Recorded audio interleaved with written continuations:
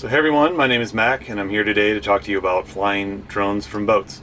Over the last 5 years I've made hundreds of flights from boats on the water, and I'm here to share some tips and tricks on how to successfully launch and retrieve a drone while on a boat on the water. First off, for this video I'm going to be the only one partaking in this flight. I'm not going to rely on anyone else to launch or retrieve the drone. Second, I'm going to be making this flight with the DJI Mavic Mini 2, and I will be launching it from a sailboat.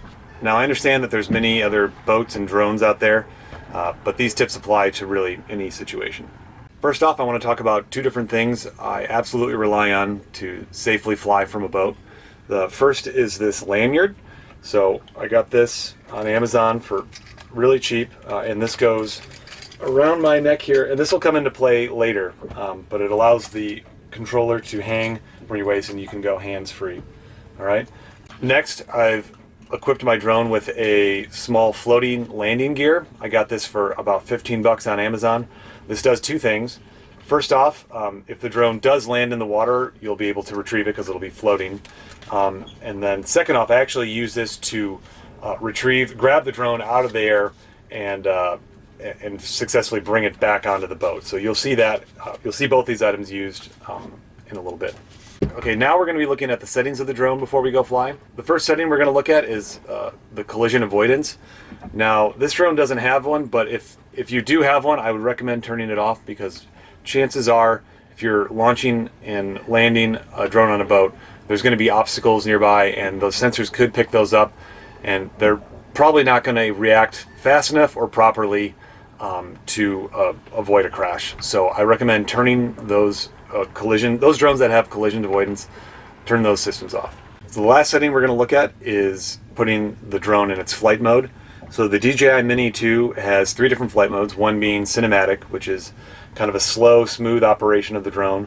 It has a normal mode, and then there's a sport mode, which is gives a lot of power to the engines, and so it'll be really fast. So I recommend putting it into normal mode for takeoff and landing. In between, when you're flying, you can change those as you please. Okay, so now we've looked at the settings. Let's go upstairs and get ready for a flight. So takeoff is a really dangerous time in the drone flight, so we want to make sure we have everything set up to the best we can to give us the best chance of success. First off, we want to find a nice launch pad. So today I'm going to be placing this on the solar panels up here. So they have a really nice flat surface to take off from, and the only problem is we've got this radar dome right up there, so that's kind of in the area of the launch. So what we want to do is we want to look at the wind conditions right now, and I'm taking a look. So the wind is coming from this direction and going across. So what I want to do now is I want to place the drone so that when the drone lifts up, that first half second to a second, drones kind of get their senses, so they can kind of wander a little bit. So basically I want to set this drone in a way that I can fly off directly in the direction of the wind and away from any obstacles, this radar arch being the obstacle here. Okay, so we've got our launch spot here. I'm going to set this drone right here because the wind is coming across just like in this direction. So when we do lift off, the wind should just take it. Okay, next I want to position myself so I'm in line with the camera.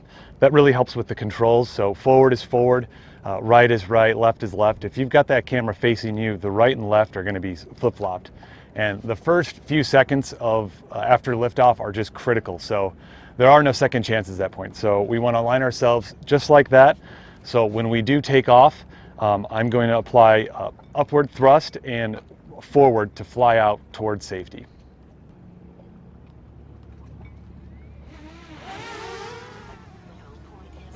There we go. A successful launch. I've got it out there, and now we can start having some fun. Let's get some shots.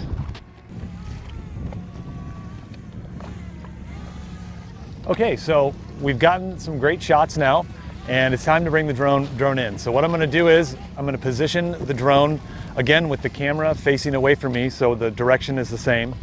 I'm going to lower the drone to about this height here. I'm going to grab it out of the air. And I'm just going to kind of get a sense like, all right, so the drone's really stable. I've got good control of it. I'm going to start bringing it close to me now. And when I do bring it in, I'm going to take my left hand off of this controller. I'm going to grab it in the midair, and then I'm going to drop this controller with my right hand. I'm going to take it with the other pontoon and flip it over, turning off the engine. So we're going to do that right now.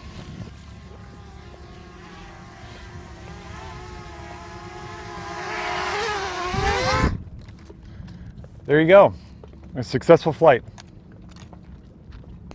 Okay, let's head downstairs and get some closing thoughts on flying drones from boats. Okay, so just a couple thoughts before we go. One thing I want to touch on is flight risk. Now, flying a drone from a boat is just an inherently risky thing. And I understand it's an expensive tool that you really like. You would hate to see it destroyed. So one thing I'm going to suggest is possibly getting the drone insured. So when I bought this drone, we bought it from DJI directly, and we purchased the insurance. So this came in really handy when I accidentally flew a drone into the water and destroyed it. Thankfully, I had the floaties on it, so I scooped it up out of the water, sent it back into the manufacturer, and they replaced it for almost free. So yeah, I definitely recommend getting an insurance policy if you're purchasing new, because generally the riskier the shot, the better the shot is, and you don't want to not fly because you don't want to risk losing the drone. So definitely recommend the insurance if you're in the market for a new drone. Okay, so I think that's going to do it for this video. I hope you found it helpful. If you did, leave a like and consider subscribing to our channel. We do a whole bunch of drone photography as we do our travel blogging aboard our sailboat Maya. So check that out if you're interested. And yeah, I'm considering putting together another video about kind of capturing more cinematic shots while out on the water, and then as well as putting a video together about launching and retrieving a drone from a moving boat. So if you'd be interested in that, leave a comment down below and we might put that together. So anyways, thank you so much for watching, and we hope to see you here next time. Cheers.